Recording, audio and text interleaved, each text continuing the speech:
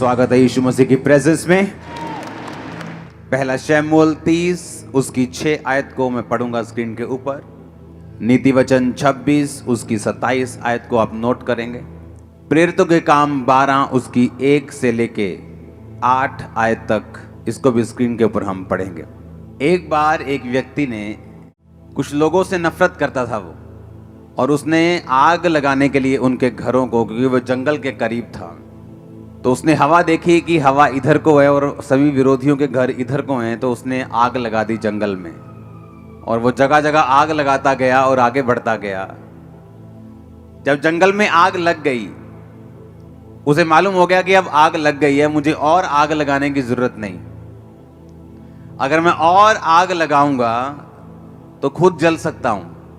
तो वो चुप करके बैठ गया और देखने लगा। जब किसी ने पूछा तो आग अब आग क्यों नहीं लगा रहा, क्योंकि उसे मालूम था अब वो आग लगा चुका है और अब आग अपने आप फैलती जाएगी। जैसे जैसे हवा इधर को है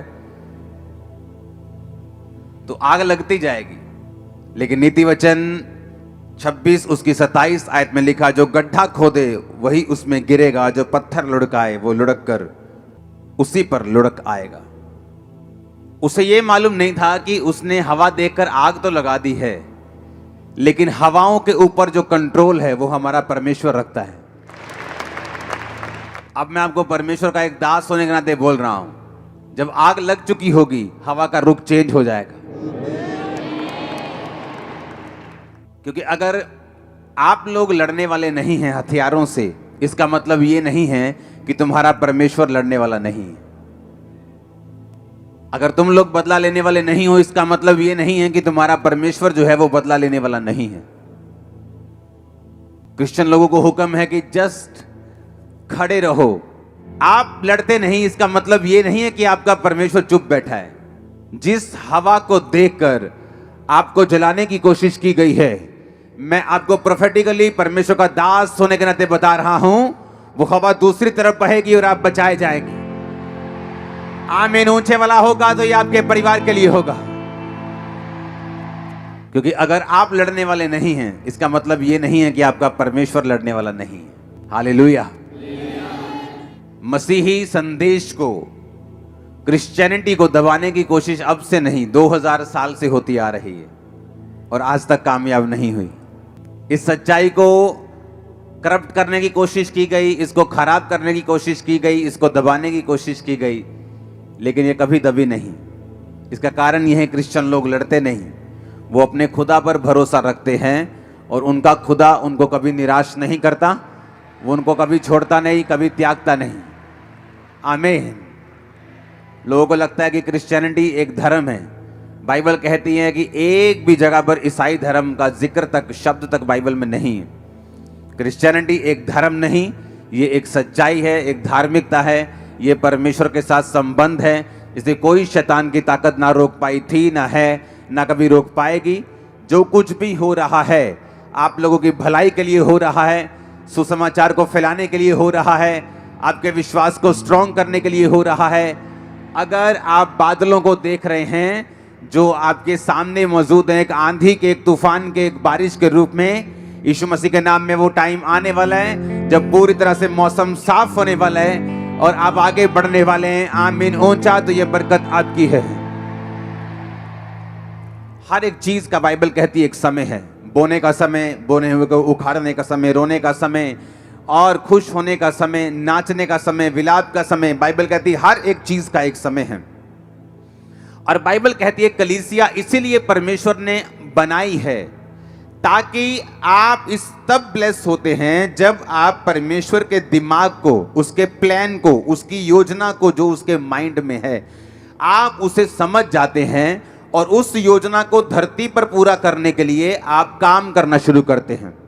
जिस तरह से एक व्यक्ति जो नशे में हो सकता है और परमेश्वर का आत्मा अगर आप उसके साथ संबंध में हैं, हो सकता है वो आपको उस व्यक्ति के लिए प्रार्थना करने के लिए बोले, उसके साथ वचन शेयर करने के लिए बोले, और वो व्यक्ति जब आपकी प्रार्थना और वचन के शेयर करने के कारण बचाया जाएगा, तो इसका मतलब आपने परमेश्वर की मर्जी को पूरा किया। जब चेलों ने कहा कि जिस तरह यूहन्ना ने अपने चेलों को प्रार्थना करना सिखाया, प्रभु यीशु हमें भी प्रार्थना करना सिखा, तो परमेश्वर ने कहा था तुम इस तरह से प्रार्थना करना कि हे पिता, तू जो आसमान में है तेरा नाम पाक माना जाए, जिस तरह तेरी मर्जी आसमान में पूरी होती है धरती पर तेरा राज आए। कौन सी मर्जी की परमेश्वर बात कर रहा है? वो मर्जी जो परमेश्वर के दिमाग में है, और किस तरह से वो धरती पर पूरी होगी।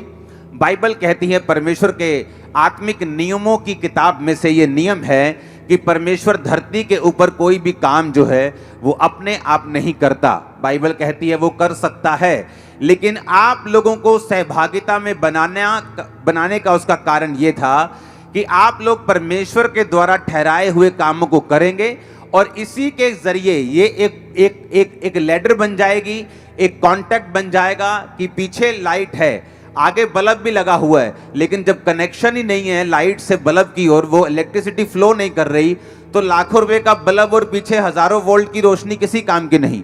उसी तरह परमेश्वर जो हजारों लाखों करोड़ों और बेहिसाब वोल्ट की जो पावर है, और आप एक बल्ब के समान, रोशनी के समान बाइबल कहती है बुलाए गए हैं, लेकिन जब कनेक्शन आप में और परमेश्वर में नहीं है, आप रोशनी नहीं दे सकते, लोगों को रास्ता नहीं दिखा सकते, परमेश्वर के द्वारा बनाए गए मकसद को भी आप पूरा नहीं कर सकते।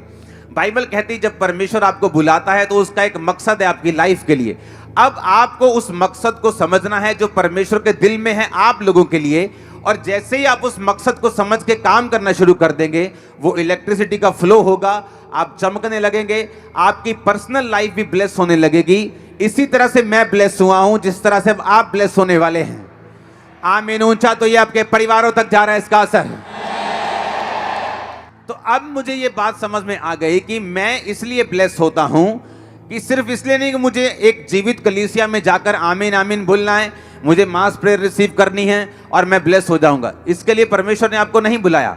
वो मास प्रेयर आपके छुटकारे के लिए है, वो आपको आगे बढ़ाने के लिए है, वो आपको परमेश्वर का असली मकसद दिखाने के लिए है। जब बाइबल कहती है, जब हम शमूएल की पुस्तक पहला शमूएल उसका 30 उसकी 6 आयत को पढ़ते हैं तो लिखा, और दाऊद बड़े संकट में पड़ा क्योंकि लोग अपने बेटे बेटियों के कारण बहुत शोकित होकर उस पर पथराव करने की चर्चा कर रहे थे, परंतु दाऊद ने अपने परमेश्वर यहोवा को याद करके हियाव बांधा। अब यहां पे लिखा कि दाऊद बड़े संकट में पड़ा। रीजन क्या था? कारण यह था कि दाऊद के सारे लोग बंदी बना लिए गए थे, और दाऊद के सारे लोगों को उसके दुश्मनों ने बंदी बनाकर वो ले गए, और दाऊद के अपने लोगों से पत्थरवा करने की चर्चा करने लगे। अब दाऊद यहां पर बाइबल कहती है कि परमेश्वर यहोवा को याद करके उसने हौसला बांधा, उसने हियाव बांधा। परमेश्वर यहोवा को कैसे याद किया? नाम लिया उसका। बाइबल कहती खुदा अपने वचन में रहता है। उसने वचनों को याद किया कि चाहे मैं घोर अंधकार के तराई के बीच में से होकर चलूं, मृत्यु की वादियों में से होकर चलूं, पानी में से होकर चलूं, तो मुझे वो डुबो ना पाएगा, मौत की वादी मुझे मार ना पाएगी, आग मुझे जला ना पाएगी। बाइबल कहती उसने परमेश्वर के वचनों को याद करके हियाव बांधा। जब आपके आसपास का माहौल डर वाला है, या आपके आसपास का माहौल कंफ्यूजन भरा है, बेचैनी से भरा हुआ है, और अगर आप बाइबल नहीं पढ़ते, आप कभी भी छुटकारा नहीं पाएंगे।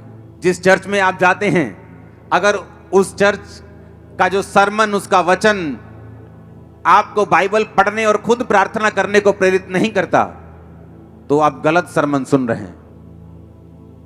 दाऊद ने, बाइबल कहती, यहोवा के वचन को याद किया, क्योंकि जब माहौल आपके आसपास इतना खराब था, तो बाइबल कहती है कि दाऊद ने यहोवा के वचन को याद किया, स्मरण किया और हियाव बांधा, और उसके वचन को याद करके दाऊद ने अपने मन में मनन करके परमेश्वर में हियाव बांधकर आगे बढ़ा, और वो बचाया गया।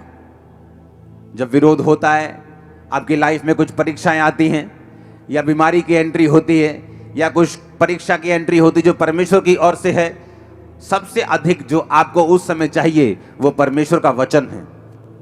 और जैसे ही आप परमेश्वर के वर्ड को पढ़ते हैं, आप नोटिस करते हैं, चाहे आपके बाहर का माहौल कैसा भी हो, वो चाहे अभी चेंज हुआ या नहीं हुआ, आपके अंदर का माहौल जो है एक क्रिश्चियन व्यक्ति के लिए ज्यादा मायने करता है। जब अंदर का माहौल हिलता है तो आप डूबते हैं। बाइबल कहती पतरस जब परमेश्वर को पूछ कर चलने लगा कि प्रभु अगर तू ही है तो पानी पे चल के आऊं, तो परमेश्वर ने कहा आ जा। जब पानी पे चलने लगा, बाहर का माहौल तो वही था, आंधी और तूफान आ रहे थे, अंदर का माहौल बदल गया और वो डरने लगा, क्योंकि शैतान ने कहा ओए तुझे मालूम नहीं, इंसान को पानी पे चलने के लिए तो बनाया नहीं गया, मछलियों को बनाया गया। परमेश्वर ने तो मछलियों को बनाया पानी पे चलने के लिए और बहने के लिए और तैरने के लिए, तुझे तो नहीं बनाया, तो डूब जाएगा अभी। और जैसे ही उसने शैतान की बातों की ओर ध्यान दिया, शैतान भी वचन का प्रयोग करता है, वो भी वचन में क्या लिखा है उसको आपके खिलाफ प्रयोग करने की कोशिश करता है। और जब आप लोगों में वचन नहीं होता, आप उसकी बातों पे यकीन करते हैं, और बहुत से लोग परमेश्वर की उस योजना को समझ नहीं पाते और उसे पूरा नहीं कर पाते। हालेलुया। अब जब उसको बाइबल कहती है जब वो पानी पर था और जब पानी पर चलकर शक आ गया और डूबने लगा, तो परमेश्वर ने ये नहीं कहा तू क्यों अविश्वासी बना। परमेश्वर ने कहा तूने क्यों अल्प विश्वासी, तूने क्यों संदेह किया, थोड़े विश्वासी, यानी तेरे अंदर संपूर्ण विश्वास नहीं, तूने क्यों शक किया, तूने क्यों विश्वास नहीं किया। दाऊद ने परमेश्वर के वचन को याद करके, बाइबल कहती है हौसला बांधा, हियाव बांधा। आपको ये बात समझ आनी चाहिए, पास्टर्स को खासकर जब वो सेवा में होते हैं, जब वो अलग अलग तरह की परीक्षाओं में या दुखों में या किसी तरह के सताव में होते हैं, आपको एक चीज जो चाहिए वो है परमेश्वर का वचन। आप जैसे ही परमेश्वर के वचन में जाते हैं, एक रेस्ट, एक विश्राम जो है आपकी स्पिरिट में एंटर करता है। और जब तक ये विश्राम आपकी लाइफ में, आपकी स्पिरिट में एंटर नहीं करता, बाइबल कहती है आप बड़े बड़े काम नहीं कर सकते।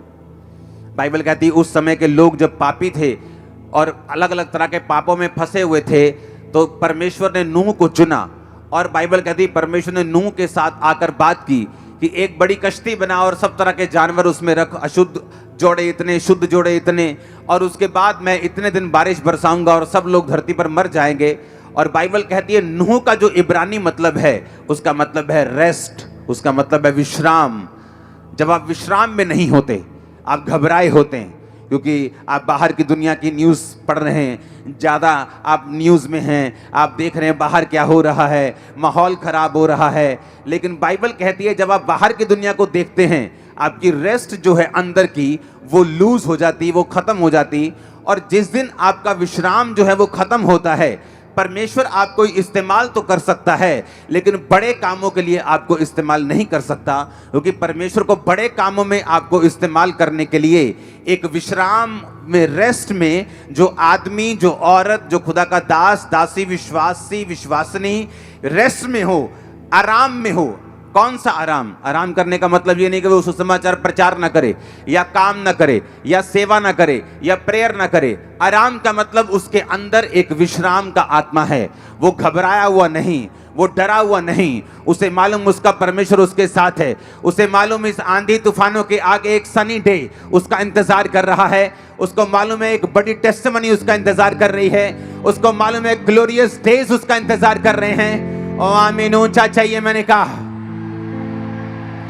उसे मालूम है दीर्घायु उसका इंतजार कर रही है, उसको मालूम है उसके बच्चों की साल्वेशन उसका इंतजार कर रही, उसको वो मालूम है, क्योंकि बाइबल कहती है वो विश्राम में जो रहता है, जो रेस्ट में है। बाइबल कहती है नूह के साथ परमेश्वर ने बात की। आप बोलते हैं परमेश्वर मुझसे बात करे, इतने अनरेस्टेड बंदे से परमेश्वर बात नहीं कर सकता। अगर वो अनरेस्टेड है, विश्राम में नहीं है, क्यों? क्योंकि उसकी हीलिंग नहीं हो रही। हर टाइम वो हीलिंग के लिए प्रेयर कर रहे हैं, हर टाइम हीलिंग के बारे में सोच रहे हैं, हर टाइम मास प्रेयर में भी हीलिंग के बारे में सोच रहे हैं, हर टाइम पर्सनल प्रेयर में भी हीलिंग के बारे में सोच रहे हैं। उसके बच्चा नहीं है, हर टाइम वो बच्चे के बारे में सोच रहे हैं। परमेश्वर को मानूं नहीं, मैं मानूंगा नहीं, कोई बात नहीं। हर टाइम अगर इसी बारे में वो सोच रहा है, इसका मतलब उसके अंदर रेस्ट की कमी है, विश्राम की कमी है। और बाइबल बताती है अगर परमेश्वर ने आपकी जिंदगी से बड़े काम करने हैं, खासकर पास्टर्स की लाइफ से, आपकी लाइफ से, विश्वासियों की जिंदगियों से, तो आपके अंदर विश्राम होना बहुत ही जरूरी है। बाइबल कहती नूह एक विश्राम, रेस्ट में था। नूह का मतलब है रेस्ट, नूह का मतलब है विश्राम, नूह का नाम का मतलब रेस्ट था। लेकिन जब तक नूह असली रेस्ट में नहीं आया, परमेश्वर ने उससे भी बात नहीं की। जब नूह खुद रेस्ट में आ गया, अपने नाम का मतलब अपनी जिंदगी में पूरा किया, तो परमेश्वर ने उससे बात की, नूह अब मैं इन लोगों को नाश करने वाला हूं। अब एक बड़ा तूफान आएगा, एक बड़ी बारिश आएगी और सब लोग नाश हो जाएंगे। और परमेश्वर ने उससे बात की जो आत्मिक विश्राम में था। आपका आत्मिक विश्राम खत्म हो सकता है ज़्यादा टीवी देखने से, ज़्यादा फेसबुक देखने से, ज़्यादा दुनियावी बातों में खोने से, प्रार्थना ना करने से, बाइबल ना पढ़ने से। बाइबल सुनना, वचन सुनना अच्छी बात है, लेकिन बाइबल पढ़ना बहुत ज़्यादा ज़रूरी है। खुद वचन को पढ़ना सबसे ज़्यादा ज़रूरी है, सबसे अधिक इंपॉर्टेंट है खुद वर्ड को पढ़ना।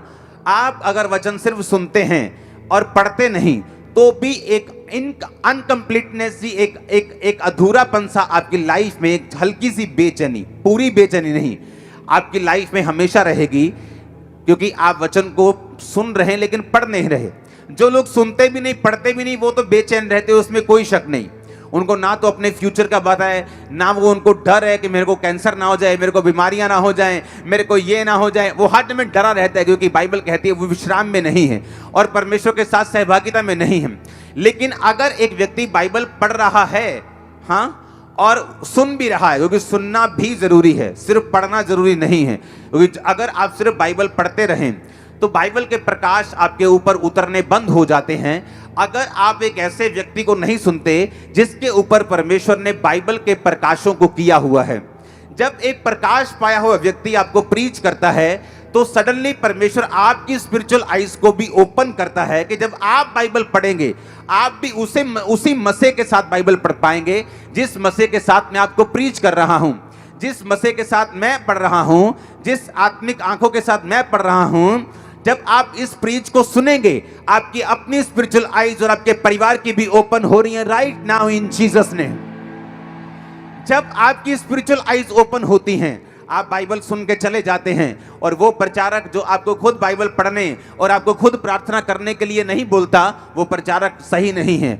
अगर मैं आपको बोल रहा हूं आप वचन सुन जाओ और घर जाके वचन पढ़ो, होगा क्या? जब आप वचन पढ़ेंगे आप विश्राम में चले जाएंगे। आपको मालूम, आपके आसपास का माहौल जो है, जो गलत माहौल है, आपको वो इफेक्ट नहीं करेगा, क्योंकि आपकी जो स्पिरिट है वो विश्राम में और रेस्ट में चले जाएगी। जब आप रेस्ट में चले जाएंगे, विश्राम में चले जाएंगे, तो परमेश्वर आपसे बात करेगा। आपके उस बच्चे के लिए जो नशा करता है, आपके बिजनेस के लिए जो आप आगे लेके जाना चाहते हैं, आपके कैरियर में आपके किधर जाना चाहते हैं, आपकी सेवकाई के लिए कि परमेश्वर आपको गाइड करेगा वो कैसे बढ़ेगी, हर एक चीज के लिए परमेश्वर का आत्मा आपकी अगुवाई करना शुरू कर देगा जब आप रेस्ट में चले जाएंगे। अगर आप रेस्ट में नहीं हैं तो आप परमेश्वर की बात नहीं सुन पाएंगे, आप स्वर्ग नहीं मिस करेंगे। क्योंकि अगर आपने यीशु मसीह को ग्रहण कर लिया, बपतिस्मा ले लिया, तो आप स्वर्ग मिस नहीं करते। लेकिन धरती पर भी एक मकसद है परमेश्वर का आपको भेजने का, और जब आप उस मकसद को पूरा करते हैं, आप खुद भी रोशनी पाते हैं और आपके लोग, आपका परिवार भी रोशनी पाता है। इसलिए परमेश्वर ने कहा तू बच, तेरा घराना बचाया जाएगा। क्योंकि जब तू कनेक्शन कर लेगा और तू जग जाएगा, तू ऑन हो जाएगा, तेरे लोग भी रोशनी पाएंगे, तेरा परिवार भी रोशनी पाएगा, तेरे बच्चे भी रोशनी पाएंगे, तेरा भाई भी रोशनी पाएगा, क्योंकि तू मेरे साथ कनेक्टेड हो चुका है। आमीन। अब अगर आपका कलीसिया में जन्म हुआ है और आप परमेश्वर, बाइबल कहती है जिस तरह से आप परमेश्वर के भवन में लगाए जाएंगे, रोपे जाएंगे और बढ़ाए जाएंगे। हर एक विश्वासी अकेला नहीं लगाया जा सकता। अगर आप सोच रहे हैं कि आप विश्वासी हैं, आप क्रिश्चियन, आप घर बैठ के प्रार्थना कर लेंगे, बाइबल पढ़ लेंगे, आप बिल्कुल रॉन्ग है 100%। बाइबल कहती, पौलुस ने कहा तुम कलीसियाओं की रीति के अनुसार इकट्ठे होना ना छोड़ो। पहले शनिवार को इकट्ठे होते सब्त के दिन, अब संडे को इकट्ठे होते हैं ग्रेस के दिन। परमेश्वर ने उस ग्रेस को, उस सब्त को, उस जो व्यवस्था थी उसको ग्रेस में बदल के हमें संडे के दिन इकट्ठा होने के लिए बोला। और बाइबल कहती है वो रोज इकट्ठा होते थे, हम तो हफ्ते में 2 दिन इकट्ठा होते हैं और रात को हम रोज प्रेयर माउंटेन में इकट्ठा होते हैं। लेकिन बाइबल कहती है कि किस काम के लिए परमेश्वर ने आपको भवन में लगाया है। अब हम पढ़ेंगे, जब हम प्रेरितों के काम उसकी 12, उसकी 1 से 8 आयत पढ़ते हैं, तो वहां पे लिखा, उस समय हेरोदेस राजा ने कलीसिया के कई व्यक्तियों को सताने के लिए उन पर हाथ डाले। उन्होंने यूहन्ना के भाई याकूब को तलवार से मरवा दिया। जब उन्होंने देखा कि यहूदी लोग इससे आनंदित होते हैं, तो उन्होंने पतरस को भी पकड़ लिया, और वे दिन अख़मीरी रोटी के दिन थे। उसने उसे पकड़कर बंदी गृह में डाला और 4-4 सिपाहियों के 4 पहरों में रखा, और इस विचार से कि फसह के बाद उसे लोगों के सामने लाएं। बंदी गृह में पतरस बंद था, परंतु कलीसिया उसके लिए लौ लगाकर परमेश्वर से प्रार्थना कर रही थी। अब बाइबल कहती है जब परमेश्वर के एक दास को मार दिया गया, तो कलीसिया को गलती समझ आई कि हमें दासों के लिए भी प्रार्थना करनी है। सिर्फ परमेश्वर के दासों को हमारे लिए प्रार्थना नहीं करनी, हमें भी उनके लिए प्रेयर करनी है। और बाइबल कहती है वो लॉ लगाकर प्रार्थना करने लगे। जब वो लॉ लगाकर प्रार्थना करने लगे तो परमेश्वर ने अपने स्वर्गदूत को भेजा, और स्वर्गदूत आया तो 7 आयत में लिखा, उस कोठड़ी में ज्योति चमकी, उसने पतरस की पसली पर हाथ मारकर उसे जगाया और कहा, उठ जल्दी कर। और उसकी हाथों से जंजीरें खुलकर गिर पड़ी। स्वर्गदूत ने उससे कहा, कमर बांध, जूते पहन, और उसने वैसा ही किया। फिर उससे कहा, अपना वस्त्र पहनकर मेरे पीछे हो ले। और पतरस को अभी भी लग रहा था कि वो दर्शन देख रहा है, लेकिन वो असली में हो रहा था, क्योंकि कलीसिया लॉ लगाकर परमेश्वर से प्रार्थना कर रही थी। अगर वो कलीसिया ऐसी होती, देखती, अच्छा अब पतरस नहीं आया, अच्छा आज हीलिंग मीटिंग नहीं हो रही, अच्छा मैं जा रही हूं अपनी जॉब पर, मैं अपने बिजनेस, मेरी बुआ की लड़की की शादी है, अच्छा आज हीलिंग मीटिंग नहीं हो रही, अच्छा मैं आज नहीं आ रहा हूं, अच्छा आज डिलीवरेंस मीटिंग नहीं है, अच्छा आज नहीं चलता हूं। वो अभी क्रिश्चियन नहीं है, वो जस्ट बाबाओं की तरह एंट्री कर रहे हैं चर्च में। जब बाबा जी हैं, बाबा जी से हीलिंग लेने आ गए, बाबा जी नहीं है तो खत्म। लेकिन बाइबल कहती है वो कलीसिया, जब परमेश्वर का दास उनके बीच में नहीं था तो लॉ लगाकर परमेश्वर से प्रार्थना कर रही थी। ये कलीसिया का काम था। इसीलिए जो प्रेरितों के काम की कलीसिया है वो ज्यादा ब्लेस्ड और आशीषित थी। बहुत से लोग उस कलीसिया में से चुने जाते थे, और वो भी लंगड़ों को चलाया करते थे। बहुत से लोग जो थे वो फाइनेंशियली बहुत ब्लेस्ड थे, और कलीसिया में अपने मकानों दुकानों को बेचकर अपने पैसों को प्रेरितों के कामों में रखते थे। और कलीसियाएं बहुत जल्दी बढ़ रही थी, क्योंकि हर व्यक्ति अपने काम को, अपनी ड्यूटी को पूरी अच्छी रीति के साथ कर रहा था। और बाइबल कहती है वो कलीसिया दरिद्र नहीं थी, उसके पास पैसे की कमी नहीं थी। इमेजिन करो, अगर मेरे पास एक मकान है और जब मैं कलीसिया में आया मैंने अपना मकान बेच दिया, तो मैं तो फिर गरीब हो गया। तो ऐसे सब मकान बेचते जाएंगे तो सब गरीब होते जाएंगे। लेकिन बाइबल कहती है वो कलीसिया गरीब और दरिद्र नहीं थी। क्यों? क्योंकि जब उन्होंने एक मकान बोया, परमेश्वर ने 2 के रास्तों को, 4 के रास्तों को खोला होगा। और इस तरह से उनको समझ आता गया कि हम जितना बो रहे हैं उतना काट रहे हैं। वो ज्यादा बोते गए, प्रेयर करते गए, मिशनरी कामों के लिए प्रेयर करते गए, अपने दासों के लिए, परमेश्वर के अगुओं के लिए वो प्रेयर करते गए। उनकी प्रार्थना को परमेश्वर सुनता था। उनकी वजह से, दासों की वजह से वो बचाए गए, वो चंगे हुए, उन्होंने मिरेकल्स पाए, ब्लेसिंग ली, साल्वेशन पाई। जब दासों को जरूरत पड़ी उन्होंने प्रार्थना की, परमेश्वर अपने दूतों को भेज, अपनी सुरक्षा को भेज, दासों को छुड़ा। इस तरह से जब हम एक दूसरे के पूरक बनेंगे, जब हम एक दूसरे, जहां मैं कमजोर हूं आप मजबूत, जहां आप मजबूत हैं मैं कमजोर, जहां मैं मजबूत हूं आप कमजोर हैं, हम एक दूसरे के पूरक हैं, एक दूसरे को कंप्लीट करने वाले हैं। जब मैं अपनी जिम्मेवारियां सही से निभा रहा हूं तो मैं ब्लेस्ड हूं। अगर कलीसिया अपनी जिम्मेवारी सही से निभाएगी तो वो ब्लेस होगी। Hallelujah, hallelujah. मैंने देखा है बहुत सी कलीसियाएं जो अपने पास्टर्स के दर्शनों में उनका साथ नहीं देती, क्योंकि पास्टर ने बोला होता है मुझे ये कलीसिया से कुछ भी जरूरत नहीं। ऐसे बहुत सारे पास्टर्स को मैं जानता हूं, लेकिन उस कलीसिया की जिम्मेवारी ये होती है कि उस सारे मिशनरी कामों में प्रार्थना के साथ, उपवास के साथ, पैसों के साथ, ताकत के साथ, वरदानों के साथ, जो भी कलीसिया के पास है वो उस मिशनरी काम के लिए, खुदावंद की सेवकाई के लिए, किसी धर्म के प्रीच के लिए नहीं, जीसस क्राइस्ट के प्रीच के लिए, किसी धर्म को ऊंचा, किसी धर्म को नीचा करने के लिए नहीं, यीशु मसीह के नाम को फैलाने के लिए। अगर आपका कुछ भी प्रयोग नहीं हो रहा तो बाइबल कहती है आप एक सच्ची कलीसिया नहीं हैं, आप एक राइट पाथ पे नहीं हैं, आप एक सही रास्ते पे, सही दर्शन पे नहीं हैं, और आप परमेश्वर की मर्जी को पूरा नहीं कर रहे। और इसी कारण आपकी लाइफ में कंफ्यूजन है, और रेस्ट की कमी है, विश्राम की कमी है। ब्लेसिंग के लिए जोर लगाना पड़ता है, लाइफ अगले लेवल तक नहीं पहुंचती। बहुत से लोग सोचते हैं कि अगले लेवल पे जाने के लिए हमें परमेश्वर की ओर देखना होगा। हाँ, वो तो देखना ही होगा, लेकिन हर टाइम ऐसा नहीं है बाइबल के मुताबिक। बहुत से लोग प्रार्थना करते हैं, परमेश्वर मैं सेम सैलरी पे हूं, मैं सेम अनॉइंटिंग पे हूं, मैं सेम मसे में हूं, मैं सेम वरदान में हूं, मैं सेम इसी बरकत पे हूं। क्योंकि अगले लेवल के लिए अगर किसान बोले कि मैं उसी 1 एकड़ को काट रहा हूं, क्योंकि वो फसल ही, वो बीज ही 1 बोरी को बो रहा है, और हर साल 1 बोरी बोता है, हर साल 1 एकड़ काटता है, तो वो सोच रहा है कि मेरी फसल क्यों नहीं बढ़ रही। अगर उसे फसल बढ़ानी है, उसे सैक्रिफाइस करना पड़ेगा। जब फसल उगेगी उसे अपनी फसल में से बीज ज्यादा निकालना पड़ेगा, और अगली बार उसकी फसल बड़ी होगी। कलीसिया को यह मालूम होना चाहिए, आपका फाइनेंस का लेवल, आपकी स्पिरिट का लेवल, आपकी अनॉइंटिंग का लेवल, गिफ्ट्स का लेवल, जो कदम आप बढ़ाते हैं उनसे बढ़ता है। अगर आप कदम नहीं बढ़ाएंगे वो नहीं बढ़ेगा, आप कदम आगे नहीं करेंगे वो नहीं बढ़ेगा। अगर आप फैसला लेने में देरी करेंगे आपकी बरकत भी देर से आएगी।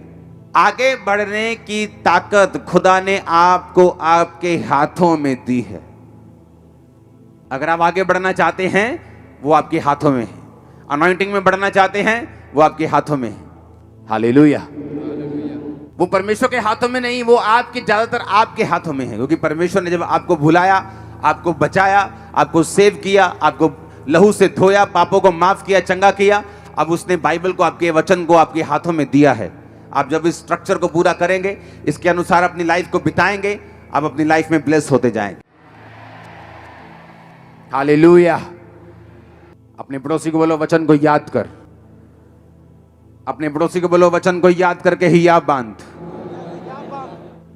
घर जाकर वचन को पढ़ना आपको रेस्ट में लेके आएगा, आराम में। जब आराम आएगा खुदावंद बात करेगा, जब वो बात करेगा वो छुटकारा देगा। जब छुटकारा देगा आपकी टेस्टिमनी बढ़ेगी, बहुत से लोग छुड़ाए जाएंगे। जिन लोगों को परमेश्वर इस्तेमाल करता है उन लोगों की एक निशानी है, वो अंदर से विश्राम में हैं, बाहर से काम में हैं। कुछ लोग बाहर से बहुत विश्राम में दिखते हैं, हम्बल दिखेंगे इस तरह से, ऐसे शो होगा कि पता नहीं स्वर्गदूत ही आ गया आपके बीच में। उनकी बोली हाँ ब्रदर जी, लेकिन अंदर से वो विश्राम में नहीं, अंदर से डर रहे हैं वो। और कुछ लोग बाहर से कड़क हैं लेकिन अंदर विश्राम में हैं और वो ज्यादा काम कर रहे हैं। जब अंदर विश्राम नहीं और बाहर विश्राम है तो उल्टा हो गया। इसलिए वो देखने में, सुनने में तो अच्छे लगते हैं लेकिन फ्रूटफुल नहीं, रिजल्ट नहीं। क्योंकि रिजल्ट लेने के लिए आपको इनसाइड से, अंदर से विश्राम में आना पड़ता है। और कई बार जब आप प्रार्थना में बैठते हैं, आप 4 घंटे, कई बार 5 घंटे भी लग सकते हैं, कई बार 3 घंटे भी लग सकते हैं, आपको उस विश्राम में घुसाने के लिए जो परमेश्वर ने आपको दिया हुआ, देना चाहता है। आप जस्ट कई बार 1 घंटे की प्रार्थना, धन्यवाद प्रभु जी ये मंगा, वो राशन लिस्ट देके कई बार आप विश्राम में प्रवेश नहीं कर सकते। हालेलुया। कई बार जब मैं अपने प्रेयर रूम में जाता हूं तो कई बार परमेश्वर का आत्मा मुझे बोलता है तू सो जा पहले। मैं जस्ट जाते ही सोता हूं पहले, कई बार, हर बार नहीं। और 2 घंटे बाद जब मैं उठता हूं, मुझे कुछ भी करने की जरूरत नहीं। ऐसे होता है जैसे स्वर्गदूत ने सामने कॉपी रखी है और वो प्रेयर पॉइंट्स देते हैं। जस्ट उस प्रेयर पॉइंट से जब प्रेयर होती, रिजल्ट आने शुरू होते। मैं आपको सीक्रेट दे रहा हूं, वो एक ऐसी प्रार्थना में पोजीशन है, जो निशानेबाजी करते हैं लोग वो समझेंगे कि आप हड़बड़ी में निशानेबाजी नहीं कर सकते। आप भाग भाग के निशानेबाजी, एक चीज, बड़ी चीज पे निशाना लगा सकते। अगर आपको पिन पॉइंट जिसे बोलते हैं बुल्स आई, जैसे कि वो आंख पे निशाना लगाना है, तो आपको अपने आप को बिल्कुल स्थिर करना पड़ेगा। अपनी कंप कभी जो हाथ की है उसे भी कंट्रोल में करना पड़ेगा। आप जब प्रेयर रूम में जाते हैं, जस्ट वेट करो, आप थैंक करो, आप प्रेज करो, आप कोई गीत सुनो परमेश्वर का, बाइबल पढ़ो। लेकिन एक ऐसा टाइम भी आता है जब परमेश्वर आपको झिला देता है, आपको एक्टिव कर देता है। उस टाइम फिर जो प्रेयर होती है वो बेस्ट प्रेयर होती है और वो रिजल्ट लेके आने वाली होती है। और कई बार मेरे लोग मुझे देखते हैं, मैं प्रार्थना रूम में गया हूं, मैं आया ही नहीं हूं रात भर, मैं 6-8 घंटे बाद आया हूं, 10 घंटे बाद आया हूं। क्योंकि वो टाइमिंग बड़ी इंपॉर्टेंट होती है, जिस टाइम में परमेश्वर का आत्मा आपको स्थिर करता, हिलाता है। जिस तरह स्वर्गदूत आकर पानी को हिलाते थे और जब पानी हिलने के बाद जो लोग जाते थे वो हील हो जाते थे। इन प्रैक्टिकल बातों पे अमल करो, जो आपको बताया गया इसको फॉलो करो। लाइफ सेम नहीं होगी, लाइफ सेम नहीं होगी, मैंने कहा। आमीन। जो भी आपको बताया गया उसे कवर करो। और यही, इन्हीं चीजों में आपकी ब्लेसिंग है, इन्हीं चीजों में आपकी आशीष है कि जो परमेश्वर की राइट नाउ नीड है, उसके लोगों को जो जरूरत है उसके अनुसार प्रेयर में जाना, ये आपको चाहिए। आमीन। और जब उसके अनुसार हम प्रार्थना करेंगे, हम बचाए जाएंगे, हम ब्लेस्ड भी होंगे। उसके अनुसार प्रार्थना करेंगे, परमेश्वर हमारी दिक्कतों को भी दूर करेगा, वो बीमारियों को भी दूर करेगा। क्योंकि एक्चुअल में परमेश्वर ने जो कुछ भी आपको देना है वो अपनी मर्जी से देना है, और अपनी ग्लोरी के लिए देना है, और अपनी महिमा के लिए देना है, उसके नाम को ऊंचा करने के लिए देना है। God bless you all. वो आपको सेम ना रहने दे। आमीन। ऊंचा ये बरकत आपकी है। हमारे YouTube चैनल को सब्सक्राइब करें ताकि आप परमेश्वर के गहरे भेदों को जान सकें कि कैसे आप परमेश्वर में बढ़ सकते हैं, कैसे आप दुष्ट आत्माओं से, नशों से, बीमारियों से और वंशों के श्रापों से आजाद हो सकते हैं।